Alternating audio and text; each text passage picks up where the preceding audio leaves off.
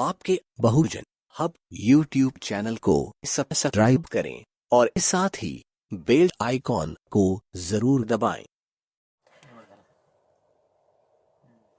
सभी भाइयों का इस फेसबुक लाइव में मैं तहे दिल से स्वागत करता हूं। इस फेसबुक लाइव के पीछे का उद्देश्य है कि 7 फरवरी को माननीय सर्वोच्च न्यायालय द्वारा आरक्षण के विरोध में एक जजमेंट दिया गया।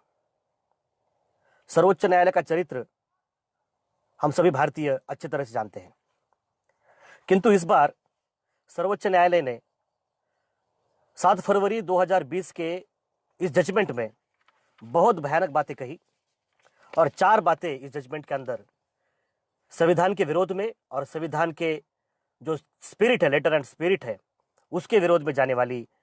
और यही नहीं तो देश की जनता जो 85% जनता है, जो शेड्यूल कास्ट है, शेड्यूल ट्राइब है और अदर बैकवर्ड क्लासेस है, और जो भी हमारे बंधु है जिनको आज तक आरक्षण नहीं मिला, ऐसे हमारे मराठा बांधव, जाट है, गुज्जर है, उनके भी विरोध में यह सुप्रीम कोर्ट का जजमेंट जाता है। और वो किस तरह से जाता है इसे हमें समझना होगा, इसलिए यह फेसबुक लाइव हमने किया है। सुप्रीम कोर्ट का जो 7 फरवरी 2020 का जो जजमेंट है वो इंटरनेट पर अवेलेबल है। कोई भी साथी, कोई भी भारतीय व्यक्ति इसे डाउनलोड करके प्रिंट आउट कर सकता है। मैं आपको बताता हूं। Civil appeal number 1226 of the year 2020, civil appeal number 1226 2020 की। तो यह जो सिविल अपील थी, यह सिविल अपील उत्तराखंड सरकार द्वारा 5 सितंबर 2012 को वहां की विधानसभा ने, वहां की राज्य सरकार ने आरक्षण को रूट एंड स्टेम बंद करने का फैसला लिया। दूसरी बात, आरक्षण प्रमोशन का, उसको भी बंद करने का फैसला लिया। उसके विरोध में वहां के कुछ शेड्यूल कास्ट के लोग वहां के हाईकोर्ट में गए और उस हाईकोर्ट के अंदर सरकार के विरोध में फैसला आया।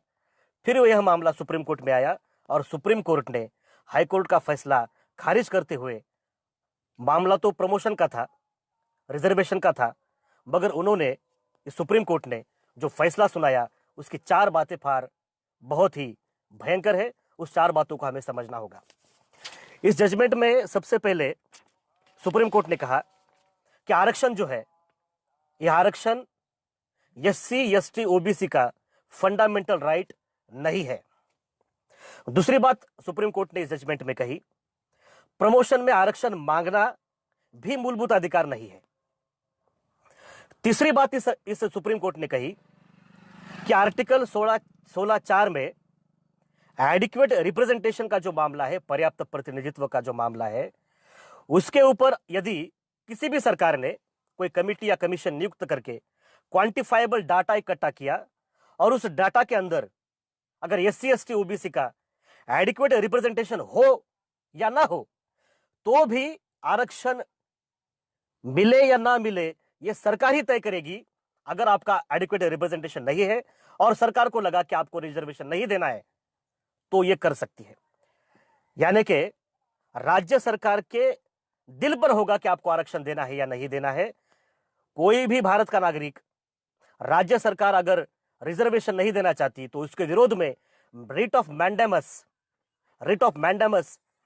दाखिल नहीं कर सकती। इसको आप इस जजमेंट के पेज नंबर 20 और 21 पर पढ़ सकते हो।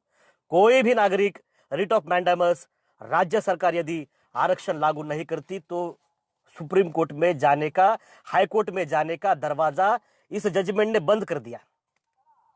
और चौथी बात क्या कही सुप्रीम कोर्ट ने? सुप्रीम कोर्ट ने कहा कि रिजर्वेशन का मामला यह राज्य सरकार का डिस्क्रिशनरी पावर है, वो चाहे तो दे, चाहे तो ना दे। इसका मतलब कि जो कॉन्स्टिट्यूशनल रिजर्वेशन है, संवैधानिक आरक्षण है, वो संवैधानिक आरक्षण जुडिशरी नहीं, ब्यूरोक्रेसी नहीं, बल्कि एग्जीक्यूटिव तय करेगी और एग्जीक्यूटिव के ऊपर यह डाल दिया। सबसे पहले आर्टिकल 19 भारतीय संविधान का, उसके तत्वाधान में रहकर मैं इस जजमेंट का तीव्र निषेध, तीव्र धिक्कार करता हूं। और यह जो निषेध है, यह जो धिक्कार है, ये कोई भावनावश होकर के मैं नहीं कर रहा हूं और किसी को भी नहीं करना चाहिए। इस निषेध के पीछे भी 4 महत्वपूर्ण कारण है और उन कारणों को मेरे भाइयों के सामने, मेरे समाज के सामने और सभी भारतीय नागरिकों के सामने रखना यह मेरा कर्तव्य है। इस वजह से यह फेसबुक लाइव हमने किया है। सबसे पहला कारण, आरक्षण के मामले में सुप्रीम कोर्ट का जजमेंट कितना ब्राह्मणवाद से विषाक्त है, इसे हमें समझना होगा। सबसे पहला कारण, आरक्षण यह भारतीय संविधान के पार्ट 3 में, भाग 3 में दिया गया है और पार्ट 3 यह फंडामेंटल राइट है, आर्टिकल 12 से लेकर आर्टिकल 35 तक। सामान्य तर्क, बेसिक लॉजिक और कॉमन सेंस को भी अगर हम सामने लाए तो भी आरक्षण यदि पार्ट 3 का मूलभूत अधिकार का अगर हिस्सा है तो सुप्रीम कोर्ट किस मुंह से कह रहे हैं कि वो मूलभूत अधिकार है नहीं। यानी कि ये जजमेंट देने वाले नागेश्वर राव, यानी ऑनरेबल जस्टिस नागेश्वर राव और ऑनरेबल जस्टिस हेमंत गुप्ता जी कहना चाहते हैं कि आर्टिकल 16(4) और 16(4)A यद्यपि पार्ट 3 में है, फिर भी वह फंडामेंटल राइट का हिस्सा नहीं है। इसका मतलब सुप्रीम कोर्ट के जज नागेश्वर राव कहना चाहते हैं कि नागेश्वर राव जी का सर जो है, सर, यह नागेश्वर राव है नहीं, मगर जो धड़ है, बॉडी है, वो नागेश्वर राव है। यानी कि एक हिस्से को अलग कर दो, दूसरे हिस्से को अलग कर दो। भाई ये कॉमन सेंस को और बेसिक लॉजिक को भी धिक्कारनीय बात है। ये सुप्रीम कोर्ट का मामला क्या होता है, देखिए आपको बताता हूं। यही सुप्रीम कोर्ट ने बेरुबरी केस में कहा था कि प्रियम्बल ऑफ द कॉन्स्टिट्यूशन, यानी भारतीय संविधान के उद्देश्य का जो उद्देश्य का हम आजकल पढ़ते हैं, वह उद्देश्य का भारतीय संविधान का हिस्सा ही नहीं है। ऐसा इसी सुप्रीम कोर्ट ने बेरुबरी केस में कहा था। फिर उनको बुद्धि सूझी और उन्होंने फिर बाद में कहा कि नहीं नहीं, प्रियम्बल भारतीय संविधान का हिस्सा है। आज वो कह रहे हैं कि आरक्षण फंडामेंटल राइट का हिस्सा नहीं है, तो हमारी ऐसी विनती है और हम ऐसा करते हैं, कहते हैं कि भाई तुम्हारे दिमाग में थोड़ी बुद्धि उत्पन्न हो और आप कहो कि आरक्षण फंडामेंटल राइट ही है, क्योंकि वो पार्ट 3 में है। दूसरा कारण निषेध का, हमारे जो मराठा बंधु है, जाट बंधु है, गुज्जर बंधु है और ऐसे अनेक हमारे जो ओबीसी के और ऐसे बहुत सारे बांधव है जिनको इस आरक्षण का लाभ आज तक नहीं पहुंचा। वो लोग ये संवैधानिक आरक्षण के लिए लड़ाई लड़ने के लिए तैयार है और ऐसे समय में अगर सुप्रीम कोर्ट ये जजमेंट देता है कि भाई तुम्हें आरक्षण देना है या नहीं देना है, यह राज्य सरकार तय करेगी और उसके दिल पर डाल दिया, तो ये मामला बहुत भयानक होता है। और इसकी वजह से हमारे जितने भाई जिनको आरक्षण आज तक नहीं मिला, उनके इस आंदोलन को इसके द्वारा बहुत बड़ा चेकमेट इसके द्वारा मिल सकता है। तीसरी बात जो बहुत महत्वपूर्ण है, संविधान क्या है। हम हमेशा कहते हैं और इस पर मैं बहुत बड़ी किताब भी लिख रहा हूं कि भारत का संविधान यह दूसरा तीसरा कुछ नहीं है। यह भारत के सभी समूहों में, चाहे वो ब्राह्मण क्षत्रिय वैश्य हो, चाहे वो शूद्र आदिवासी और अछूत हो, चाहे वो मुसलमान हो, चाहे वो सिख हो, एंग्लो इंडियंस हो, जितने भी भारत के अंदर जितने भी समूह हैं, नागरिकों के समूह, उनके बीच हुआ यह सामाजिक करार है, सोशल कॉन्ट्रैक्ट है। बाबा साहब अंबेडकर जी का पहला भाषण संविधान सभा का पढ़ के आओ। उसके अंदर बाबा साहब अंबेडकर पहले ही भाषण में कहते हैं कि यहां पर संविधान सभा में उपस्थित हुए हम सभी लोग युद्धजन्य छावनी के लोग हैं। और मैं यह कहता हूं, बाबा साहब कहते हैं कि मैं भी एक वॉरिंग कैंप का लीडर हूं, मगर इस अभी जो हम संविधान लिख रहे हैं, इसको सब सहमति से, संपूर्ण सहमति से लिख रहे हैं। सभी को अपना अपना हिस्सा मिलेगा, प्रत्येक को यह भारत के सत्ता और संपत्ति का वारिस घोषित किया जाएगा। तो भारत का संविधान क्या है? यह हम सब में हुआ सोशल कॉन्ट्रैक्ट है, इसको हमें भूलना नहीं चाहिए। बाबा साहब अंबेडकर जी के नेतृत्व में हमारे पुरखों ने बहुत बड़ा मानवता का लड़ाई युद्ध जीता।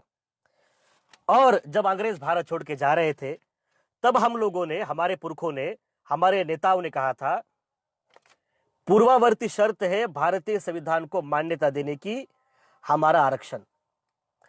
यानी हमने जो शर्तें रखी थी, डिमांड्स रखी थी, उस डिमांड में सबसे बड़ी डिमांड थी आरक्षण की। स्टेट्स एंड माइनॉरिटी जो बाबा साहब अंबेडकर जी ने संविधान सभा को सुपुर्द किया हुआ मेमोरेंडम था, उस मेमोरेंडम में लगभग 62 राइट्स की मांग की थी, उसमें से आरक्षण बहुत महत्वपूर्ण था। अब ये सुप्रीम कोर्ट कह रही है कि आरक्षण तुम्हारा फंडामेंटल राइट है ही नहीं। आरक्षण क्या है? आरक्षण क्या था? आरक्षण का मामला ये नौकरियों का और पगार सैलरी का मामला नहीं है। आरक्षण क्या था इसको हमें बाबा साहब जी के शब्दों में समझना होगा। मैं आपको बाबा साहब जी के शब्द आरक्षण के बारे में पढ़ के सुनाता हूं। ये वॉल्यूम नंबर 9 है, महाराष्ट्र सरकार द्वारा प्रकाशित बाबा साहब जी की जो राइटिंग स्पीचेस है, उसका पेज नंबर 170 आप पढ़ के देखो। बाबा साहब कहते हैं, the purpose of this guarantees demanded by the untouchables is not to fill the legislature, the executive and the administration by the representatives of the untouchables। यानी बाबा साहब कहना चाहते हैं कि हमारी जो डिमांड है, हमारी जो मांग है, यह मांग केवल विधानसभाओं, लोकसभाओं में या फिर मंत्रिमंडलों में या फिर इस सरकारी नौकरियों में भर्ती होने का मामला नहीं है, बल्कि this guarantees are really floorings below which the untouchables will not fall under the crushing pressure of the Hindu communal majority। Bharat के अंदर एग्जीक्यूटिव जो है वह मेजॉरिटी पे नहीं आती, वह कम्युनल मेजॉरिटी, ऐसा बाबा साहब कहते हैं। दूसरी बात बाबा साहब ने कहा, इसको आप पेज नंबर 234 पर पढ़ सकते हो। आरक्षण क्या है? बाबा साहब कहते हैं, व्हाट इज रिजर्वेशन? बाबा साहब जी ने कहा, the reservations demanded by the servile classes are really controls over the power of governing classes। यानी बाबा साहब अम्बेडकर जी ने कहा कि जो हम आरक्षण की मांग करते हैं, यह आरक्षण की मांग नौकरियों का मामला नहीं है भाई। यह भारत का जो शासक वर्ग है, ब्राह्मण बनिया, उन पर नियंत्रण करने का मामला है। आरक्षण यह ऐसा हथियार है जो छत्रपति शाहू महाराज जी ने क्रांतिबा फुले जी के तत्वाधान में निर्माण किया था और बाबा साहब जी ने इसे संविधान में डाला। यह आरक्षण का मामला, आरक्षण का अधिकार, आरक्षण का फंडामेंटल राइट, जो आपका मताधिकार है, जो आपका वोटिंग का राइट है, उसके समान है, उसके बराबर है। इसको हमें समझना होगा। आरक्षण ना मिले, आरक्षण का मामला संविधान सभा में ना आए, इस वजह से संविधान सभा के जितने ब्राह्मणवादी लोग थे, उन्होंने उस समय आरक्षण का विरोध किया था। आप लोगों को सुनकर आश्चर्य होगा, डॉक्टर बाबा साहब अम्बेडकर जी ने 19 दिसंबर से लेकर 18 जनवरी 1948 तक, यानी 1 महीना संविधान सभा पर बहिष्कार डाल दिया था। यानी बाबा साहब अम्बेडकर जी ने संविधान सभा को के अंदर गए नहीं, बहिष्कार डाल दिया। क्यों? क्योंकि ये लोग आपको आरक्षण देना नहीं चाहते थे। माइनॉरिटी सब कमेटी में, फंडामेंटल राइट सब कमेटी में जब ये मामला आया तो वो लोग कह रहे थे आपको आरक्षण नहीं मिलेगा। बाबा साहब जी ने इस पर बहिष्कार डाल दिया। तो हमारा क्या कहना है? हम कहना चाहते हैं कि भाई, ये जो सुप्रीम कोर्ट के जज बैठे हैं, उनका जो सिलेबस होता है, उस सिलेबस में हम फुले शाह अम्बेडकरवादी कहना चाहते हैं, इनको, इन जजों को एक सब्जेक्ट पढ़ाओ और वो सब्जेक्ट का नाम होना चाहिए सोशल कॉन्ट्रैक्ट थ्योरी। ये जो सब्जेक्ट है हमारे जजों को पढ़ाओ, तब उनके दिमाग में कुछ घुसेगा और आरक्षण का मामला क्या है ये उनके समझ में आएगा। बाबा साहब ने कैबिनेट मिशन को भी प्रोटेस्ट लेटर लिखे थे। वो जो वॉल्यूम नंबर 17 पार्ट 2 में आपको उपलब्ध है, उसे आप पढ़ सकते हैं। बाबा साहब जी हमेशा एक उदाहरण देते थे। उदाहरण क्या था? जब आयरिश लोगों ने, आयरलैंड के लोगों ने वहां के अंग्रेजों के विरुद्ध होम रूल की बहुत बड़ी मूवमेंट चलाई और वो मूवमेंट जीत गए, तब आयरिश लोगों के जो 2 छावनियां थी, एक अल्स्टर की छावनी थी और एक दक्षिण आयरलैंड की छावनी थी, वो 2 लोगों के नेता टेबल पर बैठे चर्चा करने के लिए, और जो बहुसंख्यक लोगों का नेता था रेडबर्ड नाम का, उसने अल्पसंख्यक नेता को, यानी अल्स्टर का जो कार्सन नाम का नेता था, उसको कहा कि भाई अब हम जीत गए, होम रूल मिल गया, अंग्रेज तो चले जाएंगे, मांगो तुम लोगों को क्या मांगना है, कौन सा सेफगार्ड, कौन से संवैधानिक प्रावधान आप चाहते हो। तब कार्सन ने उत्तर दिया था, बाबा साहब कहते हैं कि Redmond, damn with your safeguards, we don't want to be ruled by you. कि हे रेडमंड, तेरे संवैधानिक अधिकार वगैरह डाल उधर, भेज दे उधर, खड्डे में डाल, हम लोगों को तुम लोगों के द्वारा शासित ही होना नहीं है। बाबा साहब जी ने ये उदाहरण देकर के यहाँ के ब्राह्मणवादियों को कहा कि भाई मैं तो तुम लोगों को ऐसा नहीं कहता कि सेफगार्ड को भेज दो खड्डे में, हम तुम्हारे द्वारा शासित ही नहीं होना चाहते। हम आप लोगों को मिनिमम डिमांड में क्या था? मिनिमम डिमांड में था सर्विसेज में आरक्षण, मिनिमम डिमांड में था चुनावों में आरक्षण, यानी कि एग्जीक्यूटिव में आरक्षण, लेजिस्लेचर में आरक्षण। ये हमारी मिनिमम डिमांड थी। उसको भी आप लोग विरोध करते हो तो ये बहुत भयंकर मामला होता है। इसे हमें साथियों समझना होगा। इन 4 कारणों की वजह से सुप्रीम कोर्ट के इस जजमेंट का हम निषेध करते हैं। मेरे भाइयों से अपील है, सभी अम्बेडकरवादियों से, सभी फुले शाह अम्बेडकरवादियों से अपील है कि इस जजमेंट का ज्यादा से ज्यादा तरीके से आप निषेध और धिक्कार को आपको सोशल मीडिया पर देना होगा और अपनी बात रखनी होगी। अब हमें क्या करना होगा? सबसे पहली बात, हमारा जो वरिष्ठ वर्ग है वो लोग हमें इस पर मार्गदर्शन करें कि हमें क्या करना होगा। उनकी मार्गदर्शन की हम राह देख रहे हैं। दूसरी बात, हमें सोशल मीडिया पर इस जजमेंट का भंडाफोड़ करना होगा और जजमेंट किस तरह से संविधान विरोधी है, और संविधान विरोधी ही नहीं बल्कि भारतीय नागरिकों के विरोध में है, इसे हमें बताना होगा। तीसरी बात, अभी 19 फरवरी को छत्रपति शिवाजी महाराज जी की जयंती बड़े हर्षोल्लास के साथ भारत में मनाई जाएगी। अप्रैल भी आ रहा है, तो ये फरवरी से लेकर के अप्रैल तक जितने भी मेरे व्याख्याता बंधु हैं जो व्याख्यान करने के लिए जाएंगे, उनसे मेरी विनती है कि आप भी अपने व्याख्यानों में इस सुप्रीम कोर्ट के आरक्षण विरोधी जजमेंट के ऊपर अपनी बात रखें और सभी को जागरूक करें। यही बात मैं आपके सामने रखना चाहता हूं। सभी भाइयों से विनती है कि इस फेसबुक लाइव को ज़्यादा से ज़्यादा शेयर करें और इस जजमेंट को हमें ज़्यादा से ज़्यादा इसका भंडाफोड़ करना होगा और लोगों के सामने रखना होगा। और बहुत सारी बातें हैं। कोई अगर आपके पास प्रश्न होंगे तो उस प्रश्नों के बारे में भी आप इस पर पूछ सकते हैं। हम आपको जवाब देने के लिए तैयार रहेंगे। धन्यवाद। जय भारत, जय भीम, जय शिवराय।